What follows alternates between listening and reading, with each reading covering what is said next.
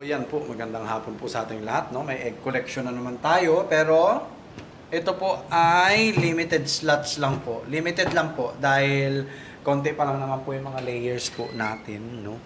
At kasalukuyan pa lang din po tayo magpaparami ng pugo. Ayan, no? So yan, naka-ready na po to. Linis na, disinfected na, pati po tong ating DIY incubator, okay na rin po, no? Tapos, itong mga DIY brooder po natin, tatakluban na lang po ng mga sako po yan. At may mga sako na po tayo dito.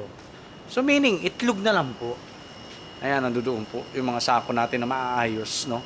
So meaning, itlog na lang po ang hinihintay natin para makapag-load po tayo sa ating mga incubator at makapagparami na po tayo. Anyway, pagkapisa po ng itlog ng pugo, after 30 to 35 days, maging itlog na rin po sila. So, 1 month lang ang hihintayin natin, no? 1 month lang, ayan. So, ito yung mga breeders po natin. Ayan po sila, no? So, ayan. Ayan, ang mga breeders natin, no? Andi dito po yung mga lalaki, no? Andiyan yung mga lalaki. So, nakakuha na tayo ng mga itlog dito. For the meantime, pambenta muna as... Ayun, meron na dito. Kunin na natin to kasi baka mabasag pa. Dami na rin po nag-o-order kasi sa atin. No? Ayun, ang dami. Tatlo. Ayan, oh. Ayan, lapag muna natin yan dyan. Munga muna tayo na itlog. Dito, wala. Dito, wala, no? So, yan, nakatatlo pa tayo, no? So, hindi natin alam kung kukuha pa si Ma'am Ruby ng kawag at si Madam Ruby, no? Sa school namin ngayon. Sa school ko ngayon, no? At bago na po kasi yung school assignment ko. Ayan. So, kung ilan lang to, yun lang may bebenta natin.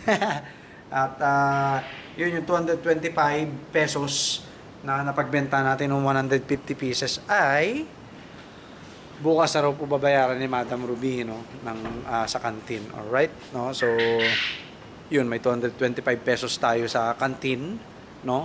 At baka mamaya mag-order pa po si Madam, no? And yun, magpaparami po tayo. Promise po 'yan, no? Kailangan po natin magparami kasi kailangan po. Kasi kinakapos po tayo ng supply, no? Saan yung ulam? Ano oras tayo kakain? Ito, beef steak, oh. Bali, ito na rin yung babaunin natin.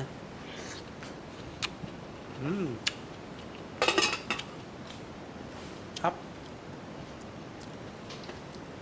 Kunin na natin to.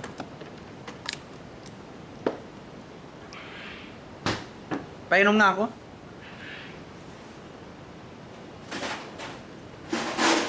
So, yan, oh. Oh, ha?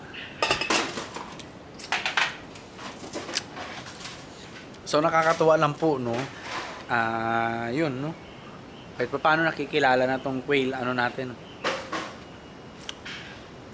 Quail. Eggs. Ayan. Nga lang, ayan, no? Sa kagustuhan kong wag magalaw po yung pera ng ating mga pugo at manok, no? Ay may nangyari po kasi na ano, no, na tawag dito. May undeducted ako sa isang loan ko, laki. Kaya ginawa ko, kumuha na lang muna ako sa pinsan ko. Ayan. Kaya meron na naman tayong utang sa tao, men, no? Pero okay lang 'yon kasi makukuha rin naman natin 'yan baka katapusan, no? Bago magkatapusan po ng buwan ngayon, or first week, second week ng July, makukuha rin po natin yun. Ano natin, no? Or mababayaran din po natin yung utang natin. So, ngayon, pahinga, kain. Alright, so yun lang po. God bless po sa ating lahat.